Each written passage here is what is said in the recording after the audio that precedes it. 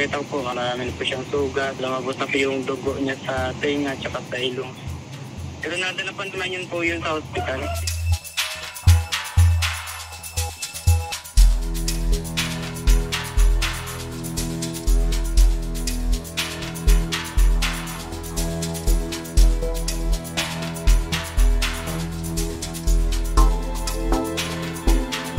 Sinabihan po niya yung driver namin na dahan-dahan lang nga pag sakaling aandar na yung L3 mo o bigla ng preno para hindi rin daw siya matumba.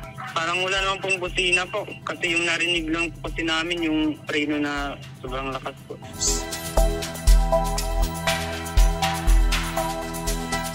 Sabi niya is accordingly,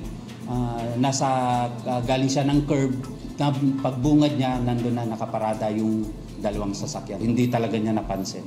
Kaya direct hit yung pagkakatama niya.